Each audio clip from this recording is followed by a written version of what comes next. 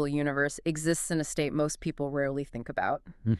Not solid, liquid, or gas, but plasma.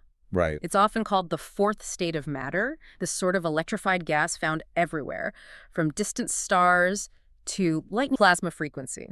You've given us a really comprehensive analysis, a lot to dig into here, and our mission, as always, is to cut through that complexity, pull out the key nuggets. Yeah, get to the core of it. We want to unpack how this single parameter, this frequency, acts as a kind of bridge, connecting the tiny jiggles of particles to these huge electromagnetic responses we see in space, and even in our tech. Exactly. It links the micro and the macro. So prepare for some maybe surprising facts, some aha moments. We think this might change how you think about light, radio waves, maybe even, believe it or not, the shine on your car. It might just do that. Right, let's dive in. Where do we start? The basics of plasma.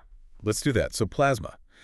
Fundamentally, it's an ionized gas. Think of it as a soup, basically, of charged particles, electrons, ions, plus some neutral atoms mixed in. Okay, like a gas, but charged. But the key difference from a regular gas is that these charged particles feel each other over long distances because of electromagnetic forces.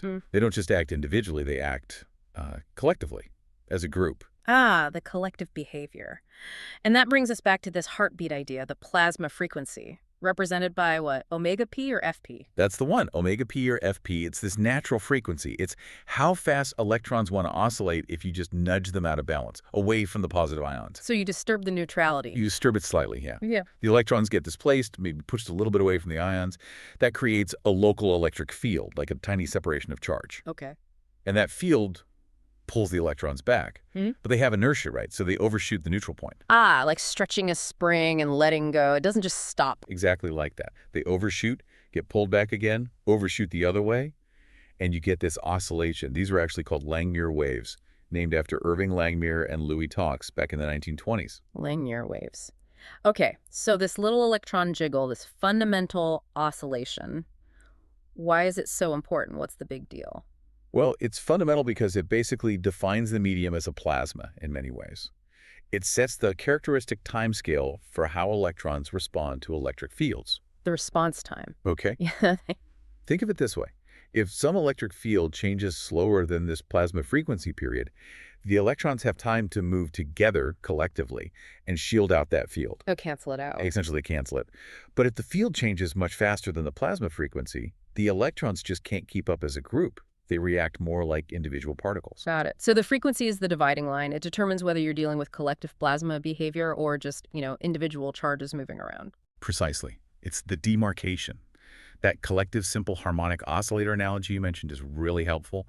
Light, mobile electrons, heavy, almost stationary ions. You push the electrons. The charge imbalance pulls them back like a spring. They oscillate. Right. How fundamental is the formula for this frequency? Oh, it's incredibly fundamental. What's really neat is when you derive it, even from basic principles, the electron plasma frequency, omega p, depends only on the electron density, how many free electrons are packed into a space, and fundamental constants. Like electron charge, mass? Exactly. Electron charge, E, mass, permittivity of free space, epsilon naught. Numerically, the frequency in hertz, RTP, is about 8.98 times the square root of the electron density. Wow. So just by knowing the electron density, you know its natural oscillation frequency? That seems powerful. It is. It tells you so much about the plasma's basic electromagnetic character just from one number. Its density. It's like a universal tuning fork. Okay, and you mentioned a cold plasma model earlier.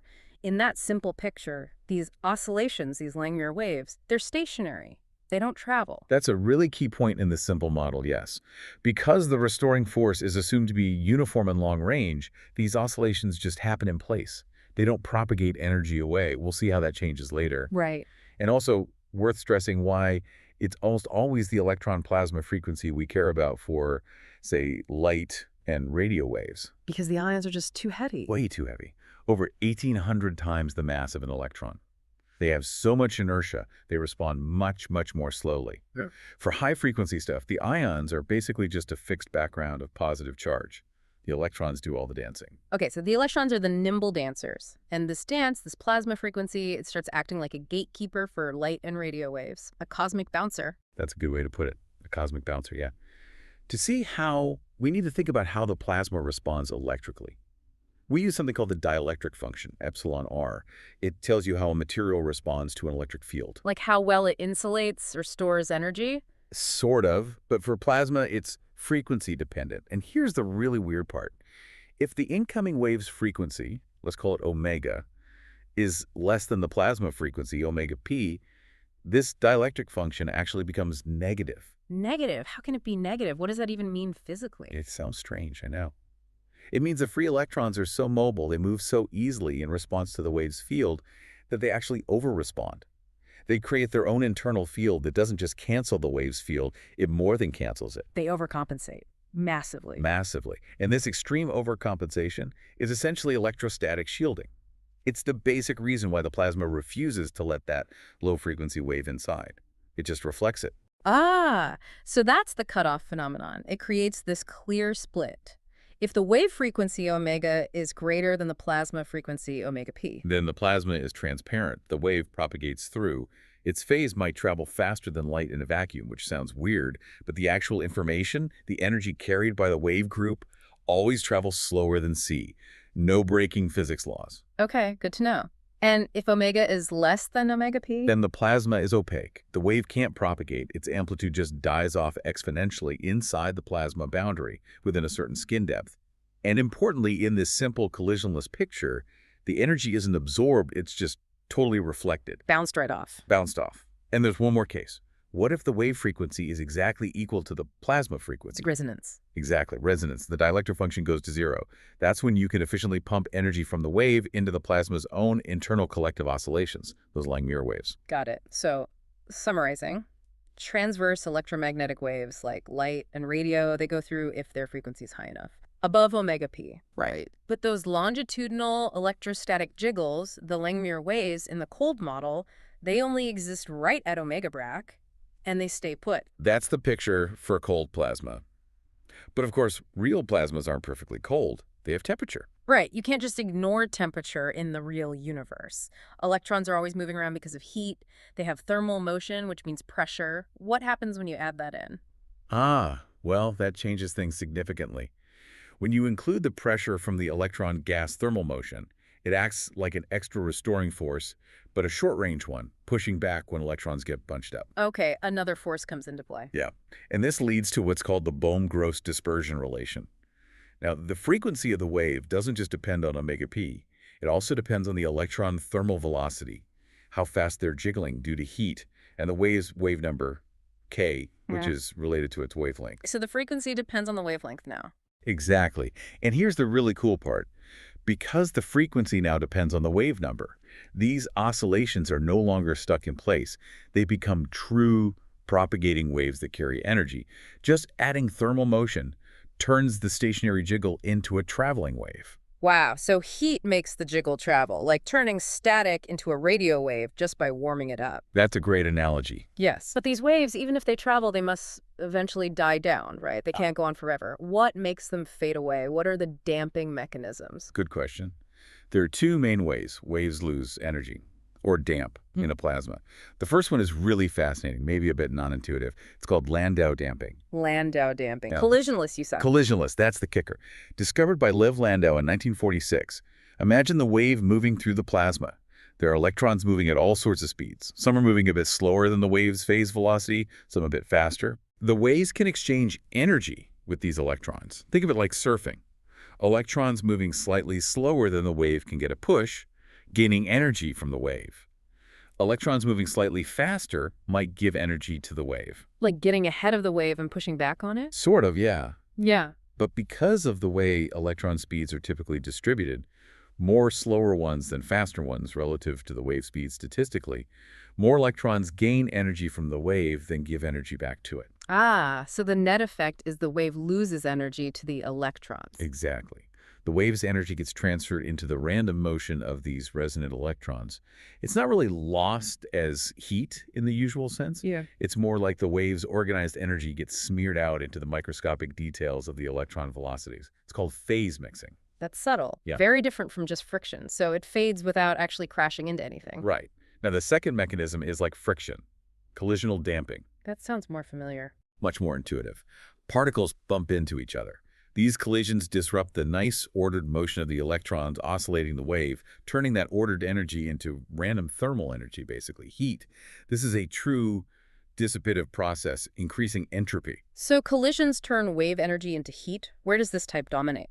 Collisional damping is more important in plasmas that are colder, denser, or just generally have more collisions happening. Also for waves that move extremely fast, where there aren't many electrons moving at the right speed for Landau damping to be effective. Okay, so we have this progression. Cold plasma gives stationary oscillations at omega p. Warm plasma adds pressure, making them propagating waves via Bohm-Gross. And then kinetic theory brings in Landau damping, the collisionless energy transfer, plus the more standard collisional damping. Each layer adds more realism. Precisely. It's a beautiful hierarchy of models, revealing more physics at each step. And we haven't even added magnetic fields yet. Yes, magnetic fields. That always complicates things, doesn't it? It breaks the symmetry. Suddenly there's a preferred direction in the plasma. It completely changes the game. The plasma becomes anisotropic. It responds differently depending on the direction relative to the magnetic field. And this introduces another crucial frequency. Besides the plasma frequency, omega p. Yes. We now also have the electron cyclotron frequency, omega c. This is simply the rate at which electrons naturally spiral or gyrate around the magnetic field lines. Its value depends only on the magnetic field strength B and the electron's charge and mass. So now we have two fundamental frequencies governing things. Omega p related to density and omega c related to the magnetic field. That's right. And the interplay between these two frequencies dictates a whole zoo of new wave behaviors. Does the magnetic field act like some kind of filter, maybe based on the wave's polarization? That's an excellent way to put it. It acts like a polarization filter. For example, the plasma responds differently to waves whose electric field rotates in the same direction as the electrons are gyrating versus those rotating the opposite way. Like matching the spin. Kind of like matching the spin, yes. This leads to effects like Faraday rotation, where the polarization plane of a linearly polarized wave actually rotates as it travels through the magnetized plasma. And it enables a whole bunch of new wave modes that simply can't exist without the magnetic field. Like the Whistler mode you mentioned. What makes that one special? Right, the Whistler mode is a famous example. It's a low-frequency wave that propagates along the magnetic field lines. You can actually hear its signature in radio receivers, sometimes downward sweeping tones caused by lightning strikes thousands of kilometers away, with the signals guided along Earth's magnetic field lines through the magnetosphere. It's guided by the field, and its properties depend strongly on both omega p and omega c. That's amazing. A natural radio signal guided by Earth's magnetic field. And this complexity, this richer spectrum of waves, is something we actually use in technology, right? Absolutely. We exploit these resonances. A major example is in fusion energy research. Electron cyclotron resonance heating, or ECRH. ECRH, heating the plasma for fusion. Exactly. You generate microwaves at precisely the electron cyclotron frequency, omega c, for the magnetic field strength inside the fusion device, like a tokamak. The plasma electrons resonantly absorb that energy very efficiently, getting heated up towards fusion temperatures. The plasma frequency, omega c, also plays a role in how and where that wave can access the resonance layer. It's all about tuning. Tuning the frequencies. Okay, let's bring this down to Earth, or even things we can hold. The shine on metals. How does plasma frequency explain that? Right. Think about a metal. It has this sea of free conduction electrons. You can actually model this electron sea as a very, very dense plasma, a solid-state plasma. A plasma inside a solid. Effectively, yes. The electron density in metals is enormous, maybe a 29 electrons per cubic meter, much denser than most gas plasmas. And density drives the plasma frequency? Exactly. So plug that huge density into the formula, and you find the plasma frequency for typical metals is way up in the ultraviolet part of the spectrum. Higher than visible light frequencies? Much higher. So what happens when visible light with frequency omega less than the metal's omega p hits the surface? It gets reflected.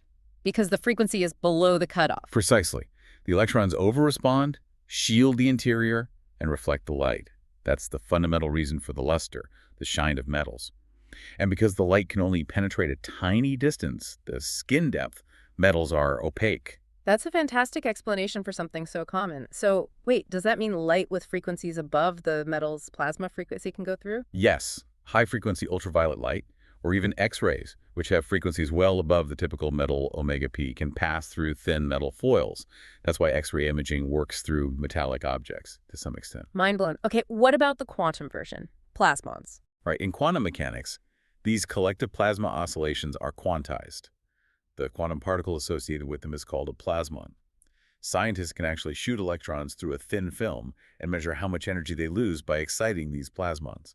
It's a technique called ELS, electron energy loss spectroscopy, and it tells you about the material's electronic structure. Fascinating.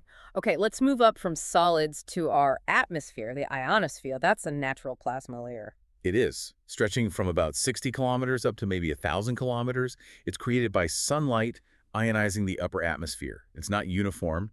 It has layers D, E, F layers with different electron densities. And different densities mean different plasma frequencies. You got it. The higher layers, the E and especially the F layers, have peak electron densities that give plasma frequencies typically in the range of, say, 3 to 10 megahertz. Okay, 3 to 10 megahertz. That sounds familiar. Like shortwave radio frequencies. Exactly. High frequency or HF radio, which operates from 3 to 30 megahertz, falls right into this range. So when you send an HF radio signal upwards from the ground, if its frequency is below the ionosphere's plasma frequency, it bounces off. It gets reflected back down to Earth somewhere else. that's the basis of skywave or skip propagation. It's how shortwave broadcasts and amateur radio signals can travel thousands of miles, bouncing between the ionosphere and the ground. A giant natural mirror for radio waves. But what about higher frequencies, like for satellites or GPS? Those use VHF, UHF, or even higher frequencies, well above 30-40 megahertz, typically much higher. Their frequencies are greater than the ionosphere's maximum plasma frequency. So they just pass right through. They pass right through, which is exactly what you need to communicate with satellites, the space station, or receive GPS signals. The ionosphere is transparent to them. Radio operators even talk about the MUF, the maximum usable frequency, which is the highest frequency that will reliably bounce off the ionosphere for a given path at a given time. Amazing. A natural frequency filter controlling global communication. Let's go even further out astrophysics. Solar flares. How does omega P help us there?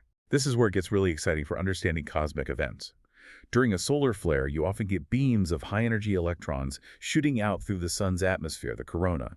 Okay. As these beams travel through the coronal plasma, they generate strong plasma oscillations, Langmuir waves, right at the local plasma frequency, omega P, of the surrounding corona. So they ring the plasma at its natural frequency. They ring it, exactly.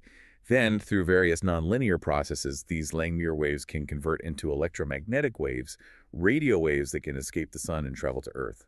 And crucially, these radio waves are emitted at frequencies very close to the local fundamental plasma frequency, and often at second harmonic to AP. Wait, so by detecting the frequency of the radio burst here on Earth, You could deduce the plasma frequency where the burst originated in the solar corona.